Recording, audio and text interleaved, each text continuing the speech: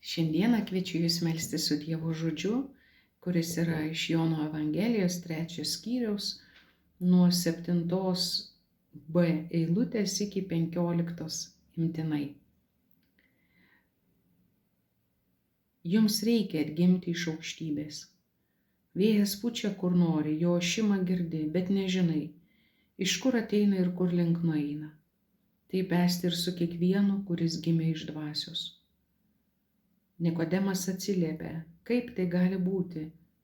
Jėzus jam atsakė, tu esi Izraelio mokytojas ir šito nesupranti. Iš tiesų sakau tau, mes kalbame, ką žinome ir liudijame, ką matėme. Tik jūs nepriimate mūsų liudijimo. Jei netikite man kalbant apie žemės dalykus, tai kaipgi tikėsite, jei kalbėsiu jums apie dangiškuosius? Niekas nėra pakilęs į dangų, kaip tik žmogaus sūnus, kuris nužengė iš dangaus. Kaip Mozė dykumoje iškėlė žaltį, taip turi būti iškeltas ir žmogaus sūnus, kad kiekvienas, kuris jį tiki, turėtų amžinąjį gyvenimą. Taigi šioje ištraukoje mes matome, jog Jėzaus dialogas su Nikodemu čia virsta plačiu monologu, kurį evangelistas įdeda į Jėzaus lūpas.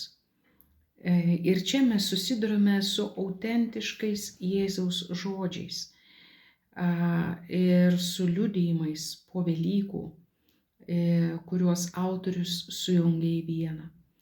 Taigi čia mes matome tam tikrą tikėjimo išpažinimą, kuris yra naudojamas bažnyčios liturgijoje. Ir tam tikra prasme tai yra išganymo apibendrinimas. Taigi šiuose eilutėse, ypač nuo 11 iki 15, išties mes matome tam tikrą išpažinimą, tam tikrą liudijimą. Mes kalbame ir žinome ir liudijimą, ką matėme, tik jūs nepriimate mūsų liudijimo.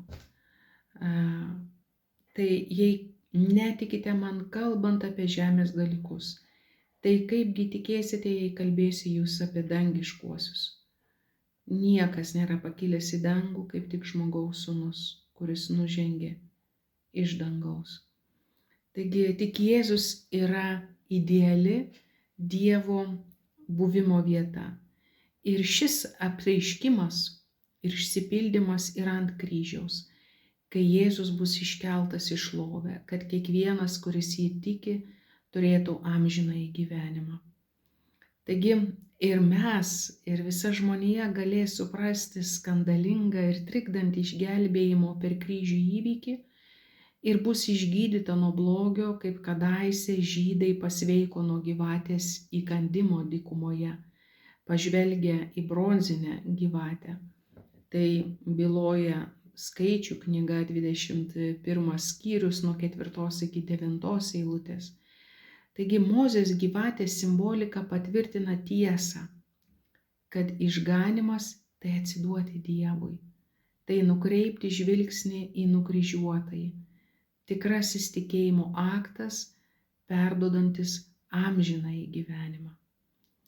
Taigi ir mes esame kviečiami atsigręžti šiame Velykų laikotarpyje į mūsų širdies nuostatos perkeitimą, nors ir visa mūsų prigimtis bėga nuo kryžiaus, bet turime atsigręžti kryžių.